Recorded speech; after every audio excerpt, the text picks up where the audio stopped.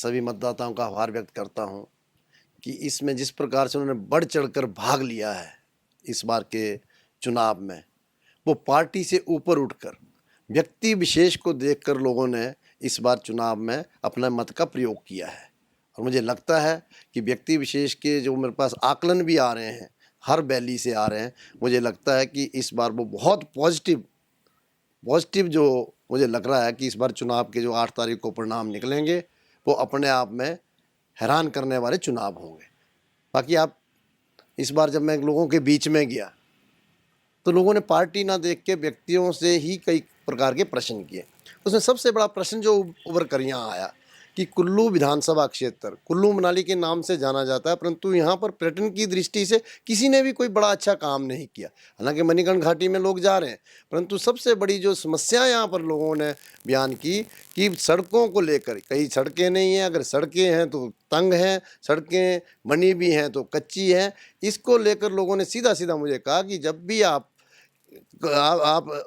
चुन कर जाएंगे तो हमें सबसे पहले सड़कों का आप जाल बिछाएं, पीने के पानी की समस्या को वो करें और सिंचाई को लेकर ये बहुत बड़ा मुद्दा कुल्लू विधानसभा क्षेत्र में, और उसमें विशेष करके पर्यटन की दृष्टि को, जबकि मनाली बहुत खूबसूरत है परंतु कुल्लू विधानसभा क्षेत्र का भी कोई भी इलाका कम नहीं है। और मेरा भी प्रयास यही रहेगा कि इसको पर्यटन की दृष्टि से हम बहुत आगे ले जाएं और सड़कों का जाल बिछाएं, पीने की और सिंचाई की पानी की व्यवस्था करें, शिक्षा बेहतर हो, स्वास्थ्य पे बेहतर हो, ताकि यहाँ पर लोगों का इलाज हो सके। क्योंकि कुल्लू ज़िला ऐसा ज़िला है जहाँ पर हमारे रीजनल हॉस्पिटल में कुल्लू ज़िला तो आता ही है, उसमें लाहौल स्पीति का इलाका, चंबा का पांगी क्षेत्र, मंडी का बाली चौकी से लेके औड़ तक, इसलिए सबसे प्राथमिकता ये रहेगी कि यहाँ का मेडिकल कॉलेज हो। जब मेडिकल कॉलेज होगा तो इंफ्रास्ट्रक्चर भी होगा, डॉक्टर्स भी होंगे, स्पेशलिस्ट भी होंगे, और उससे जो है बहुत बड़ी राहत यहाँ की जनता को मिलने वाली है। मैंने अपने चुनाव प्रचार में भी और आप लोगों से भी जब मीडिया से मैं बातचीत की तो ओपीएस के मुद्दे को लेकर मैंने स्पष्ट कहा कि जब कर्मचारियों को इस प्रकार की आप राहत नहीं दे रहे हैं तो विधायक क्यों ले रहे हैं,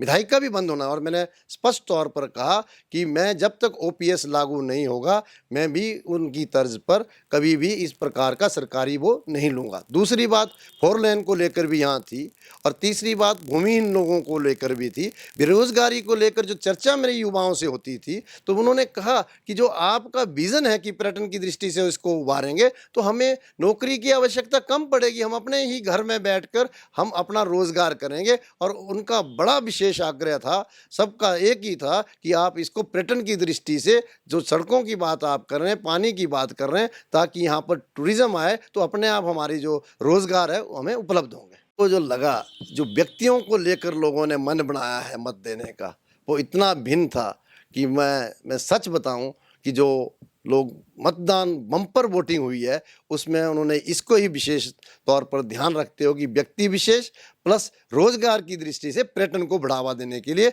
जो मैंने लोगों के बीच में बात रखी। मुझे मातृशक्ति का, बुजुर्गों का, बहनों का, भाइयों का और युवा शक्तियों का जो इतना सहयोग मिला, और उसको लेकर जो उन्होंने मेरे से मुद्दे की बात की, चाहे वो पर्यटन की दृष्टि से थी, सड़क की दृष्टि से थी, पानी, पीने के पानी और सिंचाई की दृष्टि से, रोज़गार को लेकर थी, और भी कई मुद्दे, चाहे 4 लेन के मुद्दे को लेकर, भूमिहीन को लेकर, इस प्रकार के मुद्दे को लेकर जब उन्होंने मुझे सकारात्मक जो मुझे व्यवहार लगा, और व्यक्ति विशेष पर उन्होंने कहा इस बार हम व्यक्ति पार्टी को ना देखकर व्यक्ति विशेष को देखकर हम इस बार मतदान करेंगे। मुझे लगता है कि 8 तारीख को जब मैं आपके सामने दोबारा होऊंगा तो बहुत ही एक पॉजिटिव और अच्छी खबर आपके सामने होगी। हमसे जुड़े रहने के लिए हमारे YouTube चैनल को सब्सक्राइब करें और नई वीडियो की नोटिफिकेशन के लिए बेल आइकॉन को दबाएं। अगर आप ये